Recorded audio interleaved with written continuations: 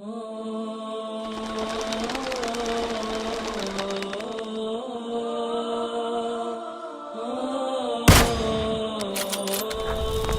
такое советская власть? В чем заключается сущность этой новой власти, которой не хотят...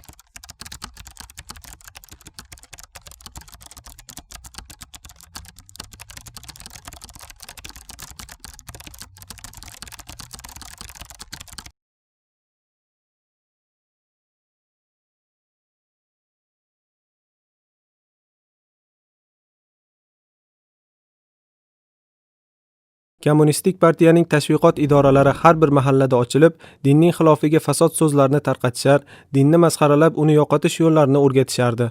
Ular odamlarning biror ish qilishlari uchun hukumat tarafidan ijozatnoma olishlari zarur deya yangi qaror chiqardilar. Ijozatnomasiz dehqonchilik, kasblik, hunarmandlik va savdogarlik, hattoki mardkorchilikka ham ruxsat yo'q edi.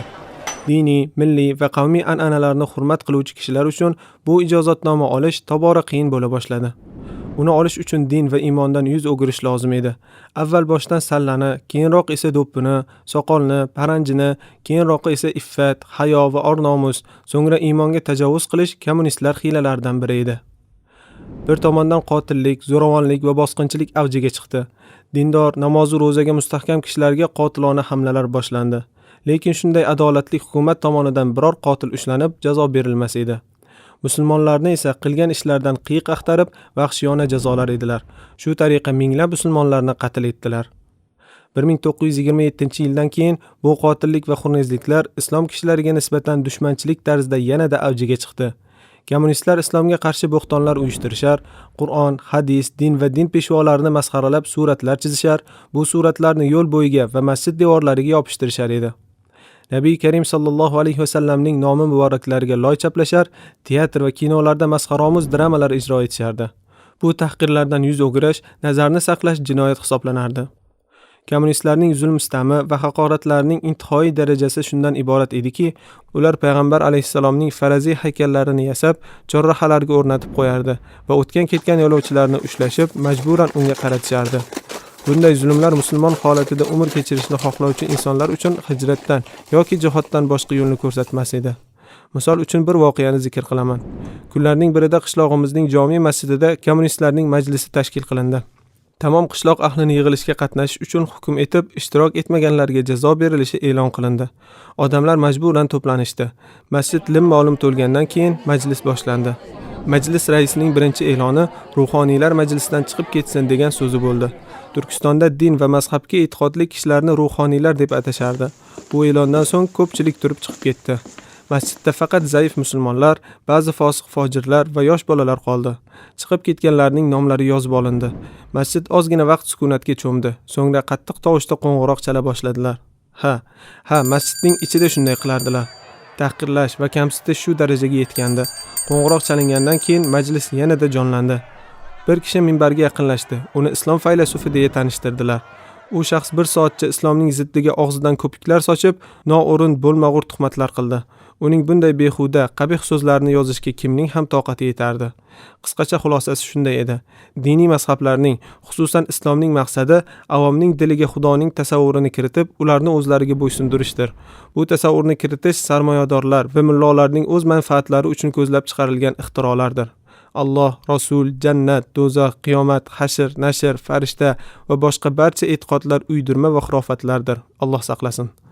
Kommunistlar partiyasi bu tasavvurotlarni yakson qilib, avomi mehnatkashlarni ruhoniylarning makr hiyla to'rlaridan xalos qilishga qat'iy qaror qildi degan mazmundan iborat edi.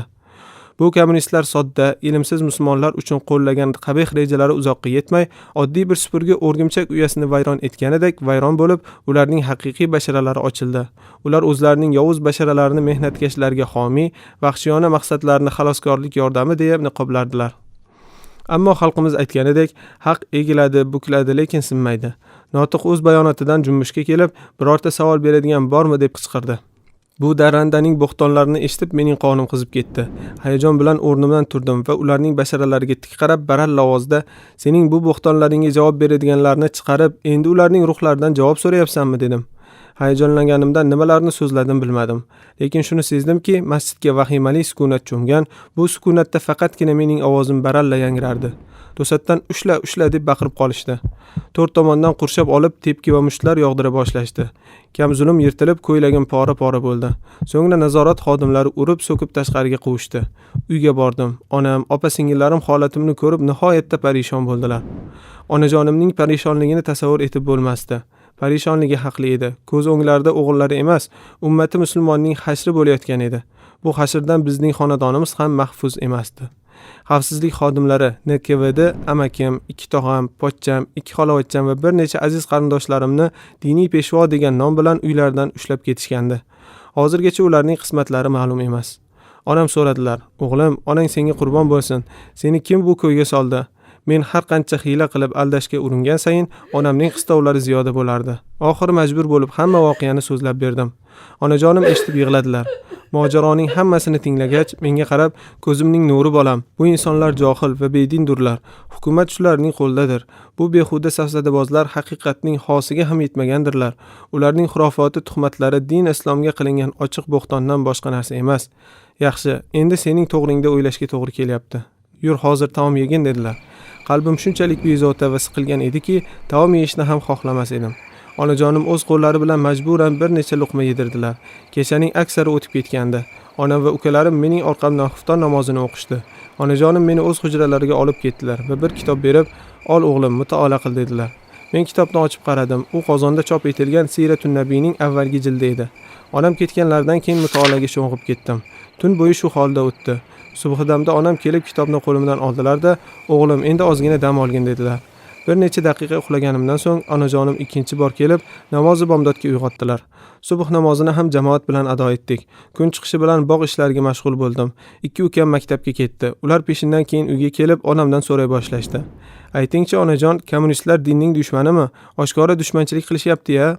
Keyin ma'lum bo'lishicha, maktabda teatr qo'yishib, unda namoz, ro'za va boshqa diniy an'analarga hamla qilib masxaralashgan ekan. Onam ukamlarning gapini eshitib qattiq g'azablandi va kommunistlarni qarg'ay boshladi. Ertasiga maktabda ukamlardan drama haqidagi ota-onalar fikrini so'rashibdi. Shu sababdan onamning huquqiy shahriyat, fuqarolik huquqidan mahrum etdilar. Shu o'rinda onam, "Endi bizlarning iymonimiz sinaladigan vaqt keldi.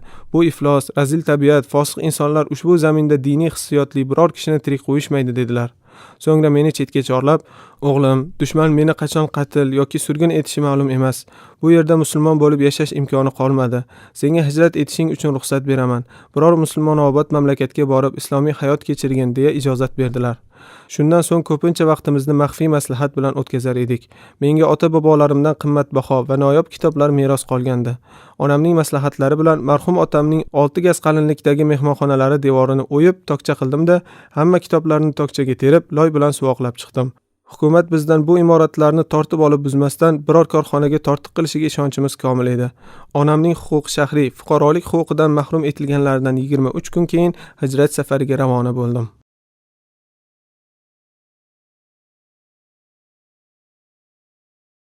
Uzluksiz bir necha soat yurib, ertasiga Xizrobodning yaqiniga yetib keldim. Xizrobod bizning qishlog'imizdan taxminan 23 mil uzoqlikda joylashgan bo'lib, kattagina qishloq edi. Yaqinidan poyezd o'tar va qishloqqa kirish uchun daryodan o'tilardi. Qishloqqa yetib keldim. Qarasam, son-sanoqsiz qizil askarlar, taqriban 1000, 1,5 minglar chamasi qishloqni qurshab olgan edi. Keyin ma'lum bo'lishicha, kommunistlar Xizrobodda ham islom va Rasululloh alayhissalom sha'nlarini noo'rin tahqirlaganlarida avom xalq ularni yakson etib, temir yo'lini buzib tashlashgan hamda g'alaba bayrog'ini baland qilgan ekanlar. Rus armiyasi esa ularni bostirish uchun kelgan ekan. Askarlarning qurshovi nihoyatda mahkamlanib, har joyda pulemyotlar terib qo'yilgandi. Hech bir inson bu qurshovdan chiqa olmasdi. Tushkunlikka tushib qoldim. Bu yerdan na qaytish, na qochish va na biror yerga yashirinish mumkin edi. Bir zumda boshimga o'lim soya solganini his etdim. Rus askarlariga qarab birdan to'xtab qoldim. So'ngra o'zim bilmagan holda yurib ketdim. O'zimga kelib qarasam, askarlar ancha orqada qolib ketishibdi. Haqiqatdan ham bu voqea nihoyatda ajablanarli edi. Askarlarning shu qadar qo'riqlashiga qaramay, ularning nigohlaridan qanday qutulib chiqib ketganimga hozirgacha hayron bo'laman. Shom vaqti uychigacha yetib oldim. Bu yerda otamning hamsaboq olim birodari yashar, nihoyatda ilmu amalda barkamol, taqvodor shaxs edi. Sotsializmning changali bu yerga ham yetib kelgan edi.